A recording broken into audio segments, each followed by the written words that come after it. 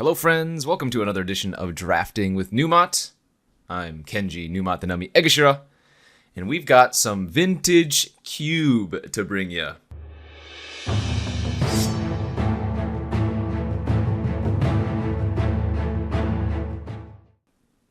I just got back from Grand Prix Cleveland this last weekend where Team Peach Garden Oath took it down. I was doing coverage, so that was fun, but luckily we have some fun stuff to do on Magic Online. Vintage Cube. If you guys have drafted any Vintage Cube before, you'll know that some of the most powerful cards in Magic can be in this format. This is a draft format. And as you can see in this opening pack that we got some nice ones here.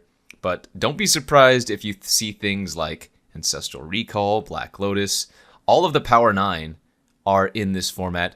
And you can get some other powerful cards like Mana Crypt, Soul Ring, etc., etc. So this is some of the most powerful cards ever printed in a draft fashion. Good stuff. Anyways, let's take a look at this pack and see what we want to do here. We have a Karakas, Primeval Titan, Mindslaver, Scalding Tarn, Factor Fiction, Through the Breach. Those are my top cards. I think the safest pick is probably the Scalding Tarn, as it just keeps you very, very open, but I'm a big fan of Factor Fiction, as drawing cards is always great, and frequently your opponents don't ever chop this correctly, so, you get to draw a lot of nice ones. Oh wow, another awesome follow-up pack here. I think I'm going to take the Bribery over anything else. It keeps me blue to go online with Factor Fiction, and this is just so good in this format where people have things like, say for example, Grizzlebrand. Sometimes they have Progendus, Planeswalkers, Eldrazi are running around, so this has some high-value hits, and just a very good card. Also lets you see their deck. Splinter Twin in the pack, Watery Grave, yada yada. I think that's a pretty easy Bribery for me. And you can cast Bribery as early as turn 1, if you get some of the more broken cards, but don't be surprised if you see me cast this on like turn 3 or 4, in conjunction with some Signets or like Mana Vault, things like that. Good start to the draft. We'll see if we can keep this blue train rolling. Another very, very good pack. I think I like Ashiok here, just in the dark, but as you can tell, one of the most powerful lands in Magic ever printed. Mishra's Workshop here. There's an Elspeth Sun's Champion, some other good cards, but I think Ashiok is going to be my pick. I don't think Ashiok's as good in Vintage Cube as it is in Legacy Cube, for instance, but still a very good card. One that is extremely annoying for your opponents and is a win con all on its own. The fact that it goes +2 on its initial Planeswalker ability is just huge. Getting to 5 immediately on the turn you cast it. We'll see if we can build a sweet blue-black deck or something from here on out. There was also a Watery Grave in an earlier pack, so if we could wield that would be really awesome, but don't be surprised if we don't get the Watery Grave back. Wow, this is another really good pack for us. I think Vam Tutor is just the safest pick. It's going to let you find any of your powerful cards that you draft, but clearly we have things like Tamiyo, Dark Petition, Opposition, Hedron Archive, and Golgari Signet. Can't go wrong with tutors, though, especially ones that you can cast at instant speed. Happy to take it.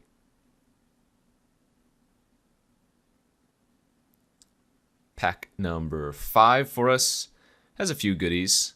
Navineral's Disc, pretty good with Planeswalkers. Collective Brutality. Most discard effects are just very good in this format. Overgrown Tomb's fine. Lightning Greaves is okay. I think I'll take the Brutality here and see where we go. Probably just taking a Baby Jace. Either that or Hollowed Fountain seem like good pickups. Necrotal's fine, but in Vintage Cube, I'm looking to do some more powerful things. And so I'll just take the Planeswalker, see what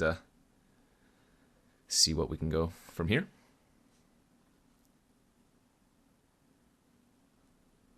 Okay, pick number 7 has some really good ones for us. There's that Dark Slick Shores, a piece of fixing that I would like to take, but I think Remand is just excellent. One of my favorite cards ever printed. Dark Slick, Living Death, Marsh Flats, Oracle of Moldiah still here. Ultimate price, but I'm going to go with the Remand. Ooh, buddy. And how about a balance? Looks like we're drafting a pretty control and creature light deck, and balance is just absurd. I'm not sure why it's still here 8th pick, but I'm going to start looking for some white sources and happily play this balance. Bloodstained Mire, Brain Maggot, Mystical Tutor, all good picks as well, but man, that balance is real good. Yeah, similarly, I think Venser here is a fine pickup. Mindslaver is awesome, but it's so slow if you're not playing much ramp. And even though it's still just pack 1, I think I'd rather have Venser than Mindslaver, but it's close.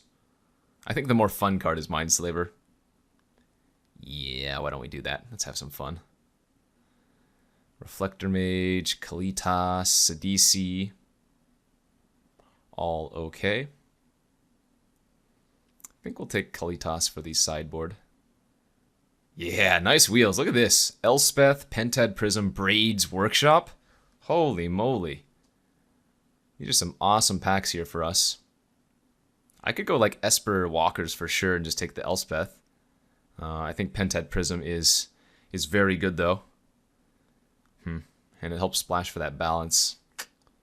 Interesting choice as we take a Mishra's Factory and a Mutavault. Oh, another Elspeth if I wanted to. Alright, I'll take the Elspeth over Necrotal. And maybe look to be Esper Control. So, good start. We didn't open like a truly busted card, like any of the Power 9, but we did get a lot of... Oh, speaking of... I guess balance is pretty busted, but we did get some good ones, as I was saying. Yep, just jamming Ancestral Recall here. What are you going to do? 1 blue, target player draws 3 cards, instant. Seems good. That's a nice one. Yeah, this deck is looking really good. Would like some more ramp, would like some more removal, but as it stands, holy moly. We are in pretty good shape. Wow, second pick for us of this second pack.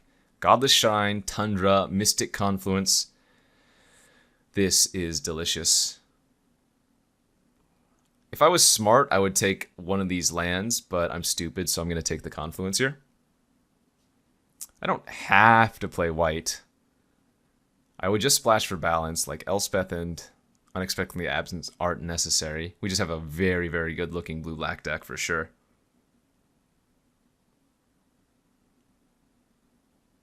Okay, well now I'll take the safe pick and take the scrub land here. Hero's Downfall, Sphinx's Revelation, Treasure Cruise, Sower of Temptation, all great pickups, but I'll play it a little bit smart and take the scrub land at this point. And now I'm going to take a Sensei's Divining Top. I don't have a fetch yet, but I do have ways to use the top pretty well, one of them being like the tutor. So we'll take the top. Keep it rolling. Looking for like Damnation or some of the Wrath effects, Toxic Deluge. None of these cards. Maybe just taking the Spell Pierce here over a Boros Signet, which is kind of on color as it does add white, but I think Spell Pierce is going to be a better pickup here.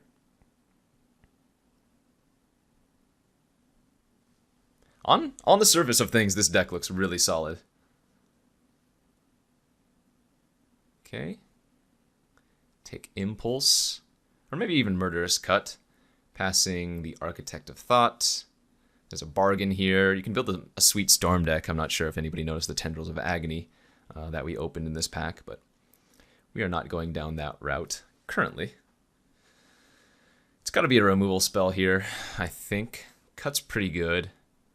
And even though Impulse digs us to our more important cards, I think Cut is going to be my pick.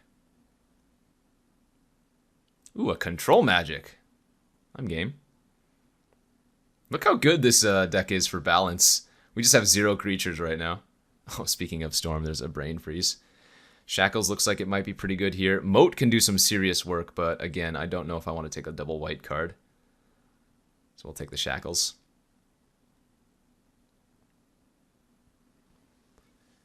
Okay, there's a Vendilion Click, which wouldn't be bad. Bone Shredder's fine as well. But Click lends itself towards the control plan. I might run like 18 lands and include the Mishra's Factory / Mutavault. But only if I can pick up some more fixing, as I'm a little bit shallow on the fixing end so far. But otherwise, I think this deck's great. Ooh, Wield the Godless Shrine. All right, so white's getting easier. There's the tendrils on the wheel, show and tell. So Elspeth and Unexpectedly Absent might be joining the ranks once again as we wield the Sphinx's Revelation. Awesome pickup. Exactly what this card, or rather this deck wants. Tangle Wire could be cute. Gush or LED. LED is nice if we pick up a draw 7 effect. It looks like Storm was just very open. Wheeling LED and stuff like that. Oh no, I guess the tendrils didn't wheel, did it? So maybe somebody else is on Storm. In any case, we still have one more pack to go, and I think the position we've put ourselves in right now is really solid.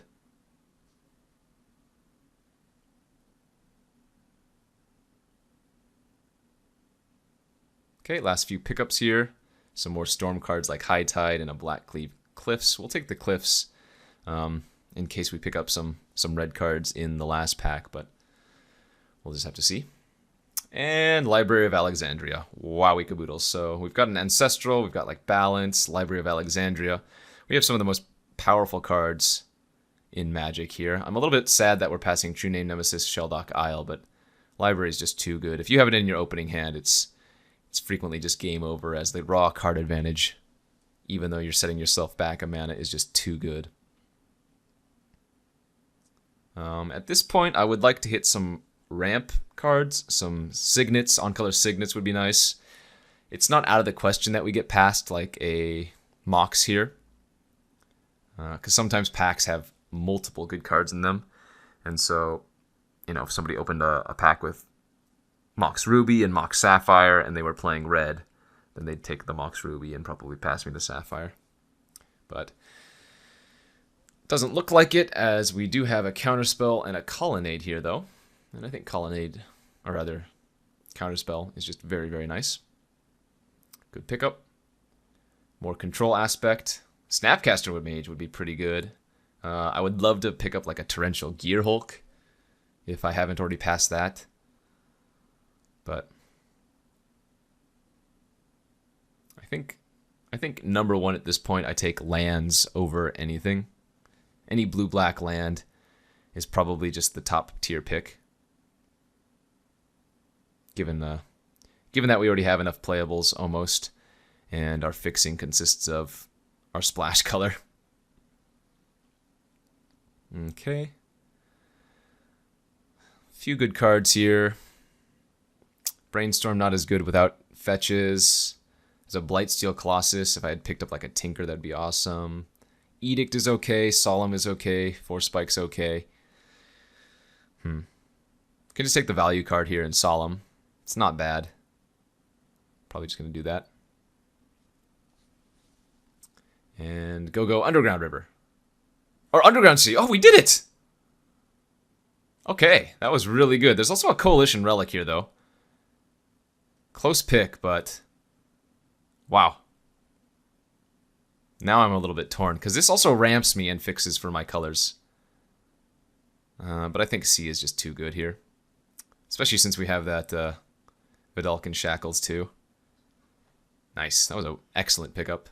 I think there are probably still a few blue-black lands that we haven't seen yet. I know we passed the Shores. I know we passed Watery Grave, but not sure we've seen like Creeping Tar Pit yet. Imperial Seal seems fine. Windswept Heath can find both of our white-black lands. Courtyard is okay. I don't think I need Seal. I'd probably rather just have another piece of white fixing, so I think we're going to take the Heath here. It fetches both of our black-white lands, and it shuffles for a top. Ooh, there we go. Treachery and Damnation, both wonderful pickups, depending on which one I want. I think here we'd rather have Damnation, as I have Control Magic and Bribery already, and this gives us some more late-game stabilization methods, since we don't have like Toxic Deluge. Another pretty good pack here. Probably take Worn Power Stone over anything else. Okay, we can splash Vindicate. Chalice is good. Painful Truths is okay. What would I cut for Vindicate? Maybe just the Mindslaver.